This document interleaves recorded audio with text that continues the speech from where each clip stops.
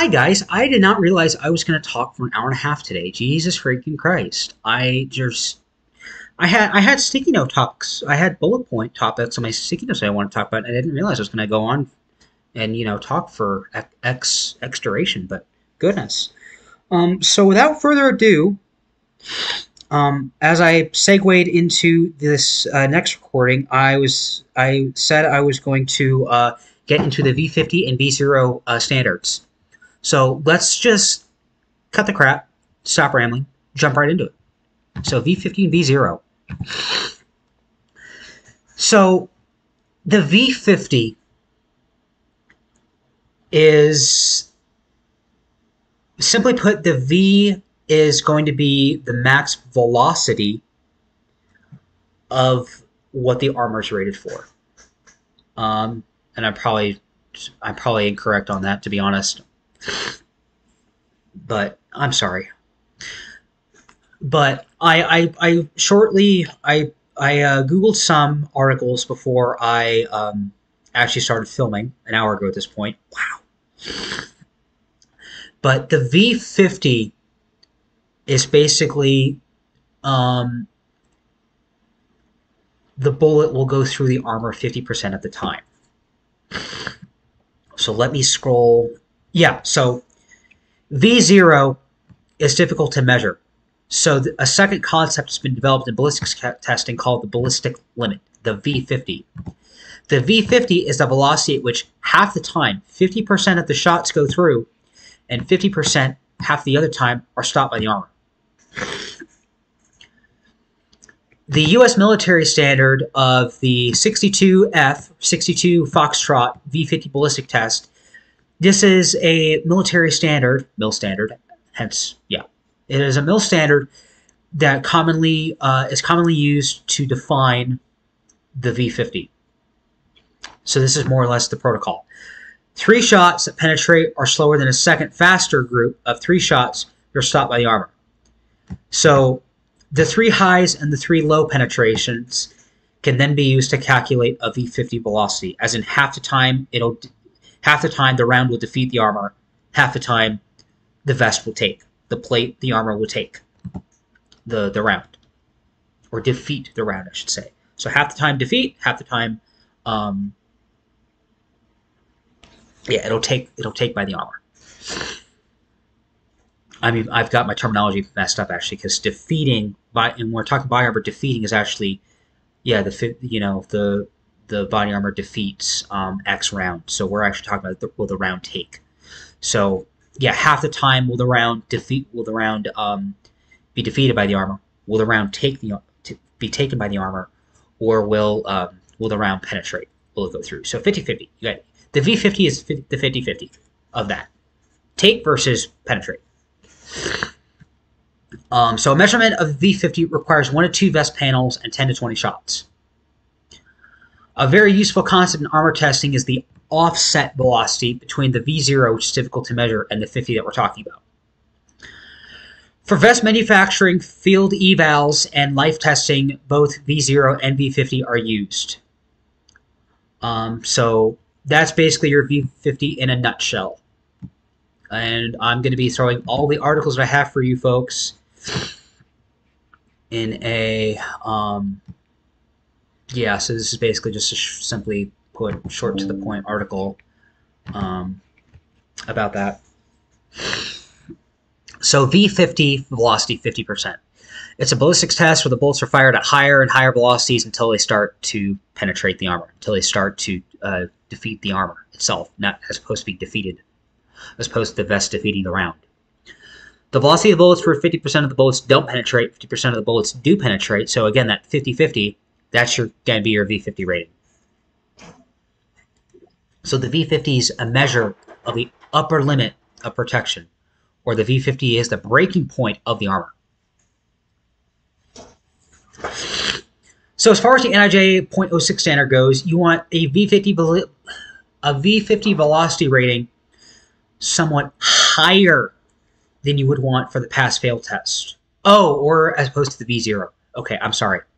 So you want a V50 velocity rating somewhat higher than you would for a pass-fail test of basically the penetration test. All right, so that's it. Oh wow. Oh yes. So the spear that I alluded to in part one of today. Um, I'm not going to get into this actually. Sorry, I've decided against it. Oh, okay. No, actually. So Spear is the Special Operations Forces. Tell you what, I'm going to shorthand this because I hate when they throw in words that aren't part of the acronym. So Spear, Special Personal Equipment Advancing Requirements. It's the U.S. SOCOM's program for outfitting their operators. You can use operators in that context because special forces are operators. So, yeah. Um, Spear is the U.S. SOCOM's program for outfitting their operators. But anyways, guys, so let me look at the sticky notes that I have.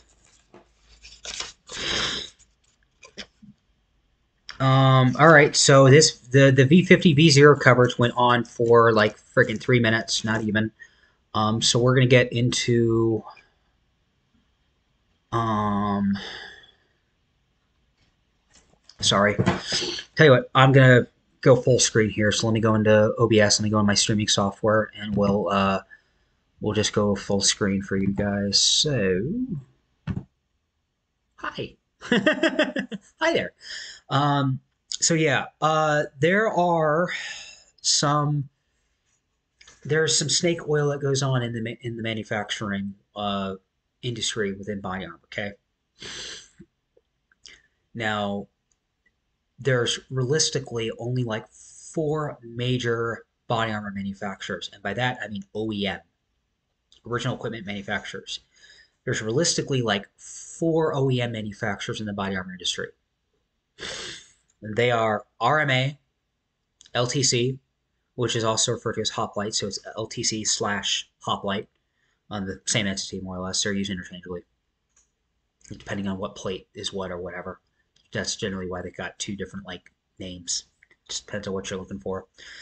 So RMA, LTC slash Hoplite, 10 Kate, not to be confused with the Chinese video game company. Ask me how I know. And HiCom. Um, so those are your what I personally call. This is not an industry term. This is a me term. Um, this is what I call your source for manufacturers. So these are the four OEM manufacturers for the vast majority of the body armor industry. Everybody else either takes their plates and rebadges them for their branding, or they take their plates, they do something with them, and thus we get into other stuff, snake oil, this and that. We can go on on a tangent and talk long and hard about that. But let me make sure I covered everything in the sticky note. So NRJ testing standards, yeah, your .06. I covered the V50. I covered body armor levels. I covered what defeats what. Source for manufacturers, I just talked on. So yeah, realistically, there's only four major manufacturers that basically OEM plates, OEM the actual armor. Threat assessments, choosing your plates. We covered that in part one, being very, very realistic about what you're dealing with as a security professional, what you're encountering on your post. Your cut styles, shooter's cut, sappy cut, this, that, cover that. Hard versus soft plate styles, hard versus soft armor. We covered that argument in this body armor series. Carrier selection. I wanted to talk on as its own topic, but I kind of alluded to that within the spiky spike talk, the ballistics talk. That's when I was talking about like in a vest it's an inch thick, and then you got your your quarter-inch thick your quarter-inch thick stab resistant plate, your ballistics plate at 0.5, and then your 0.25 back face deformation plate, your trauma plate. Carrier selection, just simply put, I'll do this to I'll go like it at this point. Carrier selection. Know your vest thickness, know your vest size. Don't expect a 6x6 to go into a 6x8 and be snug. The 6x6 is going to ride that 6x8. I use soft armor, or excuse me, I use side armor measurements for that context, but that'll get you guys. That context I hope paints a good picture for you guys. Don't get soft or don't get a small plate. Get a medium carrier and think that small plate's going to be good to go in the medium. No, the small plate's going to ride around in that medium carrier, and you're going to feel that. You're going to literally feel the vest. You're going to feel your actual ballistics. You're going to feel your plate riding around in the vest. It's going to slosh around, and you're going to feel it, and they're going to be uncomfortable. So, carrier selection: know your thickness, and know your plate and vest size. And other than that, guys, I'm simply going to stop talking. I have other stuff that I could talk about, but for God's sakes, between 2 videos and now this video, we've gone on for, I'm going to round it, we've gone on for an hour and a quarter of an hour. We've gone for an hour and 15 minutes. This video would be part 3, and it's 11 minutes right now. As I'm talking right now, it's at 11 minutes, I see. So yeah, we've gone on an hour of talking. I have talked long enough on the subject. I'm going to post these videos, and then we're going to go live. And I'm not going to wait like I said I was going to about, if the video is 20 minutes, I'm going to wait 20 minutes. Well, shit, we went 2 videos. So we're going to post these videos up, then we're going to go live. Other than that, guys, if you stayed with us through these recordings today, if you stayed with us through all 3 now at this point, this is the 3rd one. If you've stayed through with all 3 recordings, thank you for following through. But other than that, we're going to go live, ask me things. Other than that, you guys stay safe, take it easy. If you're just staying for the recordings today, I hope this body armor stuff was very, very educational for you. I'm trying to be as thorough and concise as possible. Actually, you know what? I'm not ending. I'm sorry. I'm so sorry. I do want to go into the notes that I have. So let me go into the notes, and we'll talk on those notes real fast. I'm not trying to take up too much of y'all's time. Now we've gone on for an hour already. We're gonna get into that, and then we'll end it there. So we'll go through my Google Doc that I have so far, and we'll go through the Google Doc real fast, and then we'll call it at that. So Google Doc, which is actually Open Office in reality right now. All right, so starting from the top. So we were covering FRAS, and I covered it, or I brought it up during the live stream, Sean's live stream, because somebody brought up dragon skin. Okay. Safe life is usable, yes, but they're just predators for the ignorant, and they do a lot of marketing through many venues.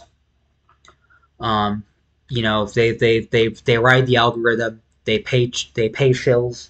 All these people you see on YouTube, and then your standard overhyping.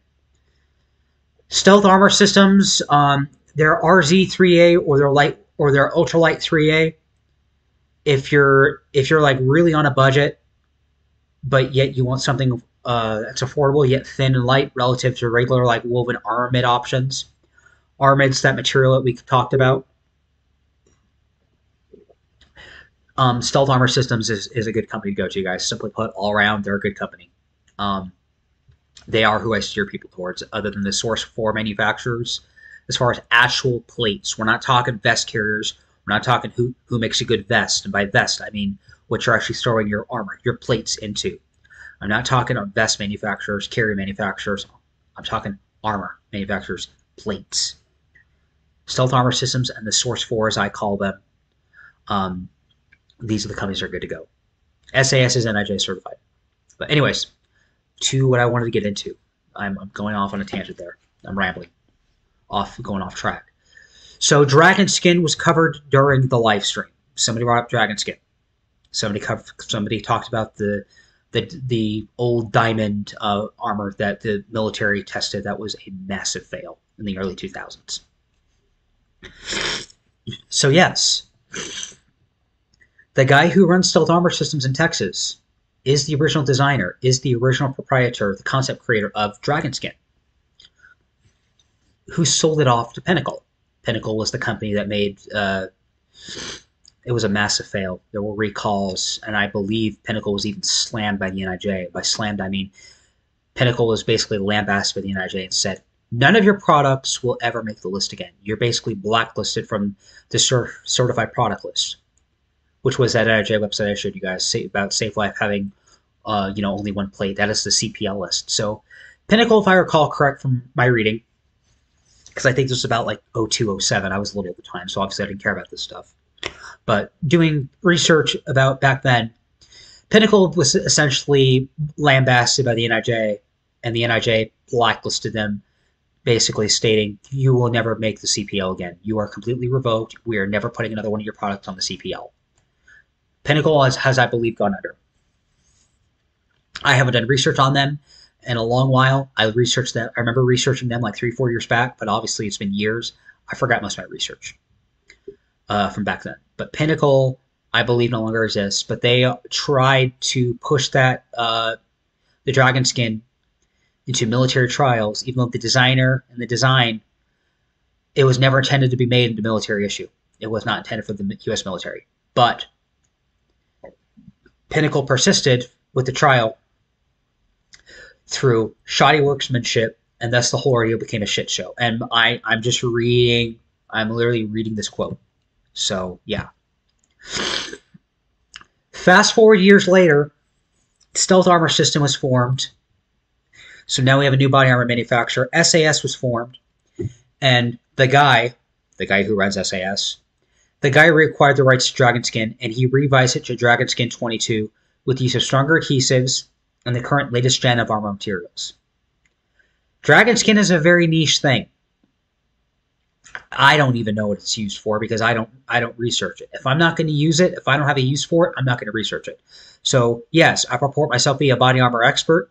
I'm a body armor expert for private security. I'm a body armor expert in what I myself have either found myself in, I had the possibility of finding myself in, or whatever. Dragon Skin is so niche, I didn't look into it too much. But it's fine if you have the need for flexible rifle armor. Okay, so FRAS, blah. That's where we're getting into FRAS stuff. So Dragon Skin's more or less, to my understanding, without looking too into it. Dragon Skin's basically like a higher quality, higher tier, better FRAS. It's generally the way I understand it. But yes, Pinnacle is the one who gave Dragon Skin its bad reputation. Pinnacle company is the one that made Dragon Skin a shit show. It tarnished the Dragon Skin name, so to speak. Pinnacle is the one who tarnished Dragon Skin. But at this point, now we're in freaking 2023, and it's outdated info at this point. So more stuff that I got from this Reddit article. This is the style of what I was talking about in my short 4-minute video. I'm making a Google article citing my sources. So more or less, there are going to be 2 articles put out. This is kind of going to be thrown out as an aside to body armor, the body armor discussion that I'm having here. These are just quotes that I gathered from Reddit. So I linked the article, and then here are some quotes from the comments. So yes, Stealth Armor Systems got their start from doing Hexar FRAS. The CEO did invent Dragon Skin, but he wasn't involved in the iteration that went through military trials, as we just covered with the quote above. It was his business partner that he fell out with. The guy that turned, the guy that made Pinnacle shit show, blah, blah, blah, blah, blah. That was his business partner that he had a falling out with. The issue of Dragon Skin could be easily solved. It is solved now at this point. The good guy, the guy at SAS, has fixed it. But his business partner who brought the rights to it did. Again, Pinnacle, the shit show. So Safe Life got their start selling Chinese armor. Safe Life is inferior materials. They sell to an uninformed audience due to a rise in popularity of soft armor. People who want armor nowadays. Now that a lot more people are interested in soft armor but didn't know where to look, Safe Life essentially is capitalizing on that. They're preying on the ignorant. Hence why I made my video, my first video on body armor about, here we are talking about certified versus NIJ certified versus NIJ tested, this and that. They got one on the list. They got one plate mod on the list, guys. So they capitalized on the ignorant. The sort of people who don't know about stab spike standards, again, as I alluded to in one of these previous videos, They do essentially make a .06. The .06 standard is ballistics, but they essentially do make a .06 counterpart for, okay, there we go, stab/spike standard, stab/spike resistant, as opposed to stab//. Stab/spike standards. They do make a .06 for stabby stabs. Or that soft armor is inherently slash protected due to the materials used. Yeah. So theoretically, soft body armor is inherently, it is automatically slash protective. But the point of the matter is, if you get a good enough knife, you're going to go through a ballistic plate that's inherently slash resistant slash protective. And then the same Reddit article, we're still in the same article. These are just quotes I cut and pasted from. Regarding rebranding, because the original poster, the OP, said something that was totally incorrect and whatnot. Regarding rebranding, they thought Safe Life was like rebranded SAS. That's another area you're either not understanding or you're getting it third hand. Stealth Armor came up with Hexar. Stealth Armor came up with Frass first. Safe Life brought out Frass. So Hexar is Stealth Armor Systems Frass. They don't outright call it Frass, but Hexar is Frass. Stealth Armor Systems was the concept creator to this body armor concept of Frass. Flexible rifle armor system. Soft body armor rated to take rifle rounds. When Safe Life brought out Frass, which is similar to Hexar, but with cheaper materials, Stealth Armor, SAS, actually went after Safe Life. But when they did discovery, when they did research, they found out Safe Life doesn't product Frass either. Frass is actually rebranded Corax from Italy for a US audience. So again, Safe Life is preying on those that don't know any better. They're preying on the ignorant. And then they have all these ignorant influencers to feature their products on their videos and this and that. I'm not saying who it is, but there's one YouTuber that I long admired. He's a sworn law enforcement officer. There's a guy who I absolutely adored when I first got onto YouTube years ago. When I first got into security, I looked at his videos. I loved him. But even he started peddling Safe Life, and I'm like, dude. Again, as Sean alluded to in his live, I understand people got to get paid, but Safe Life as a company in general, this is their business practice. They prey on people that don't know any better. So anybody peddling them, I get pissed off at. So there's just one YouTuber that I liked. You know, it is what it is, guy. If you want the best and thinnest, most concealable multi-threat body armor, slash and stab/spike resistant and ballistics, you're going to need to go look at Safariland's multi-threat inserts. Again, Safariland does not make just holsters. I know they're known for their holsters, but they make a full suite of equipment, as I alluded to. Stab/spike resistance is on a separate spectrum from ballistic protection. Yes, it has its own .06 standard. It has its own stabby stab .06 protocol. It has its own .06 standard. And as a result, even the best ones, even the combo ballistic and spiky spike, even those are going to have a lot of compromises. But if you want the most concealable soft armor that's not going to be spike resistant, the spike rating is a completely different certification from traditional 2A or 3A. Yeah. So again, the 3A is like your .06 standard, the ballistic standard.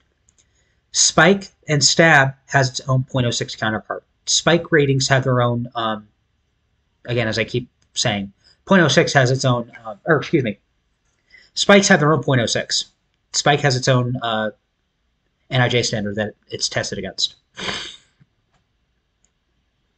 So the Safe Life Hyperline, again, this commenter covered Safe Life snake oil, their careful wording. If you look at very clever wording, specifically it says bullets strike and slash. Well, that's strike against what? A strike could mean a bullet. A bullet strikes the body armor.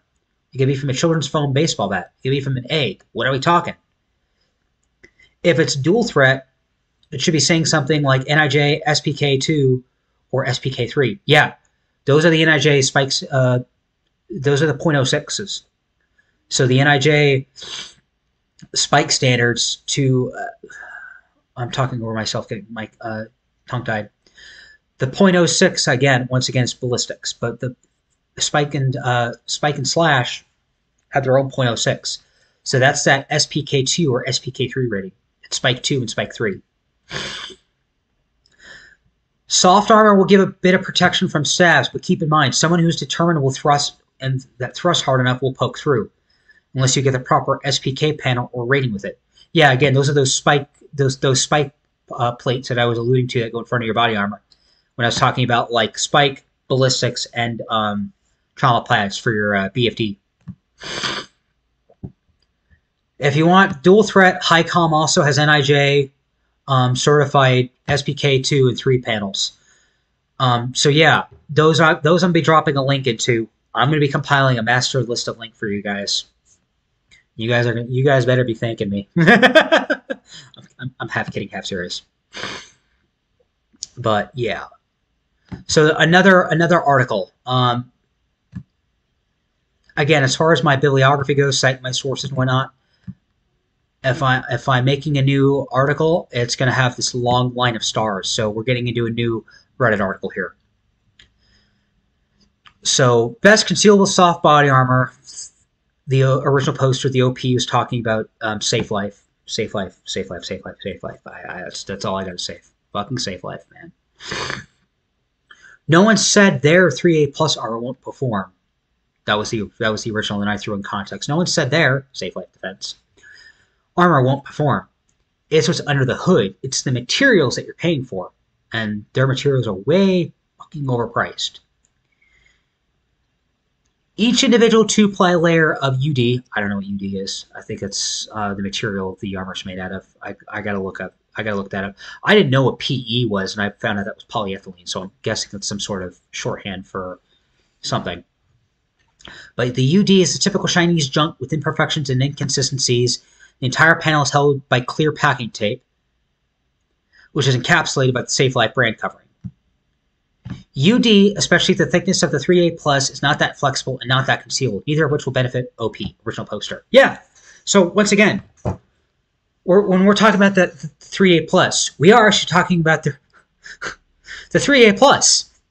We are actually talking about those fucking red panels that are actually on the NIJ list. And mind you, there's this comment is saying not that flexible, not that concealable. Yeah. When I was on Fremont Street, guys, when I was wearing the khaki Fremont Street Experience security officer's uniform, I had a hunchback. You could see the damn U on my neck. And I basically had a freaking grab handle. The body armor gave me a hunchback, and you could actually grab onto my body armor through my uniform. So, just don't. The 3A plus that we're talking about are their red panels, the SLD plus on the NIJ list. Just don't do Safe Life. Don't. They're inferior. They're crap quality.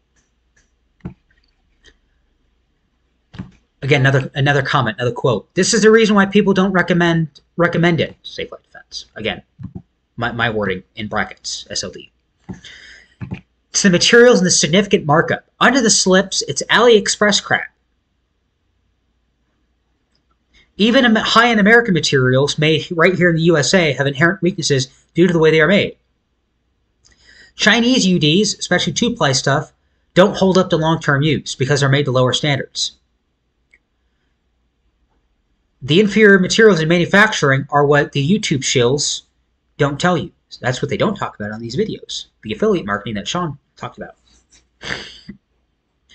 There's also the issue of Chinese armor being built by people who don't give a shit. Hell yeah. We talked about that during the live stream, during Sean's stream.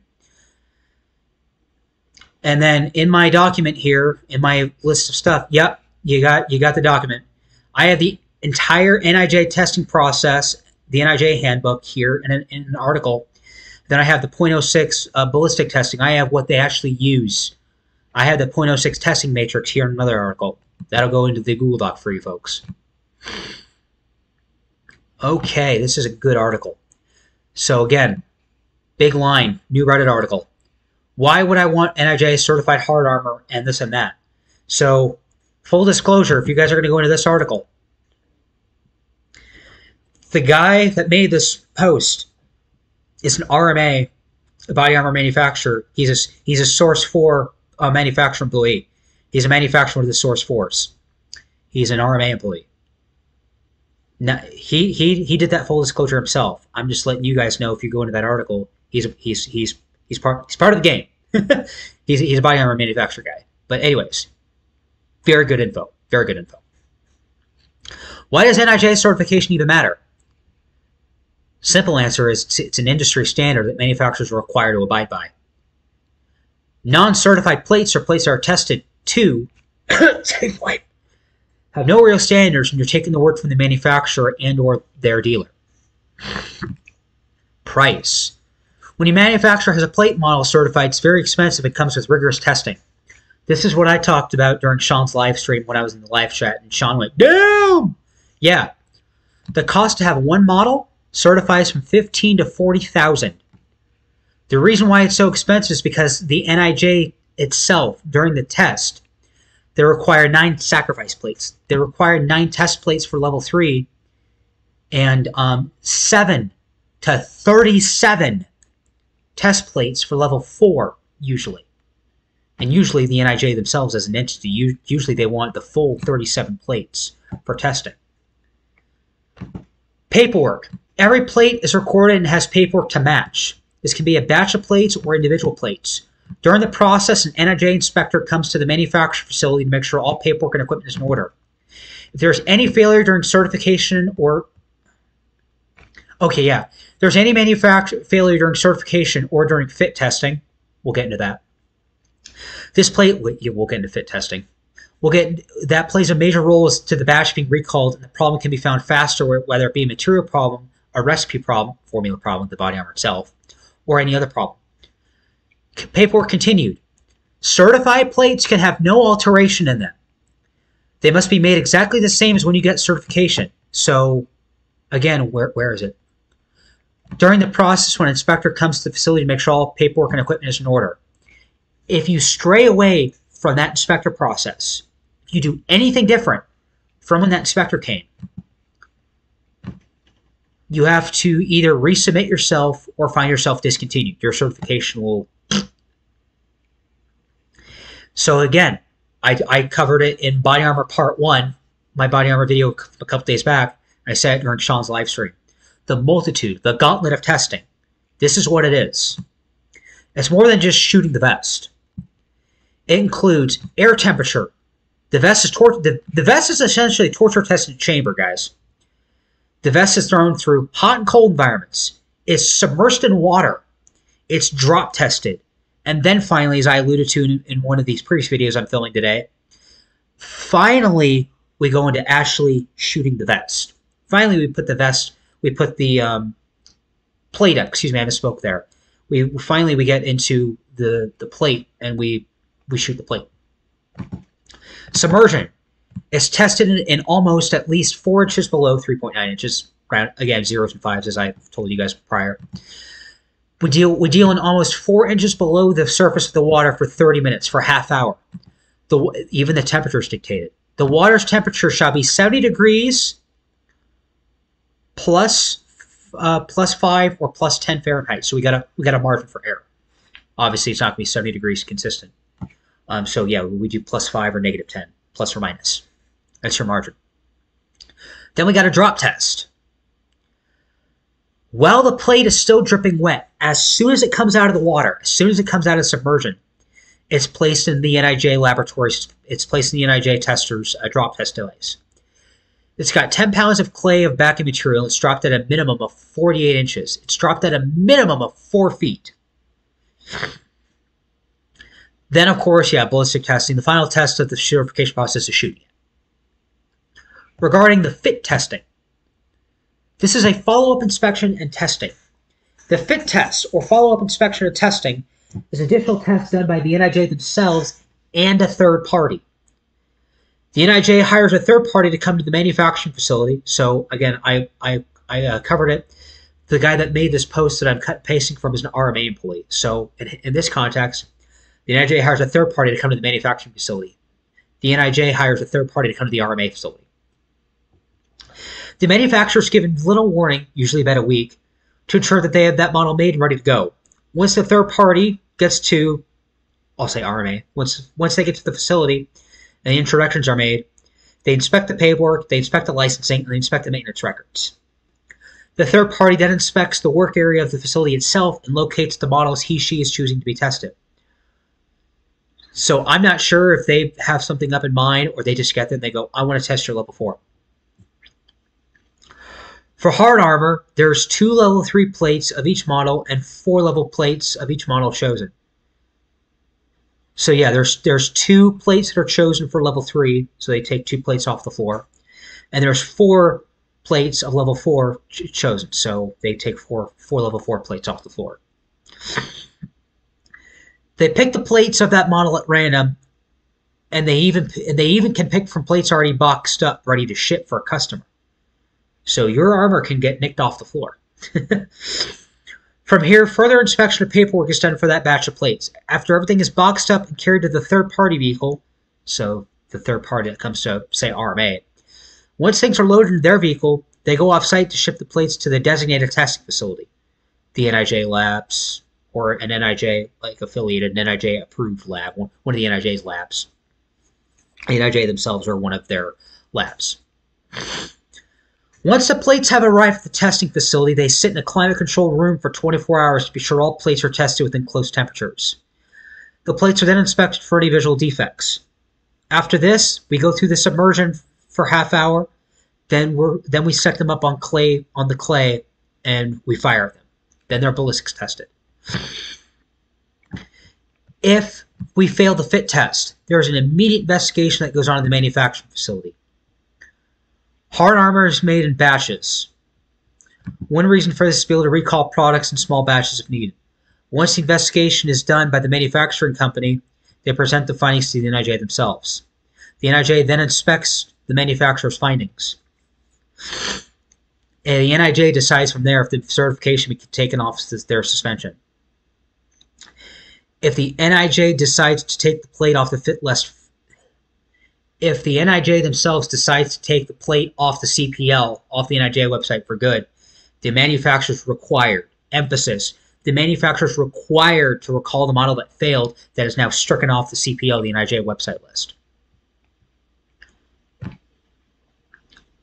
And this video is going on for damn near 40 minutes. I'm going to publish this document. I'm going to compile this document for you guys. But anyways, guys, this is body armor for you. This is Body Armor 101. I've gone through 3 videos in one sitting filming tonight for you guys. There's a lot that goes into body armor.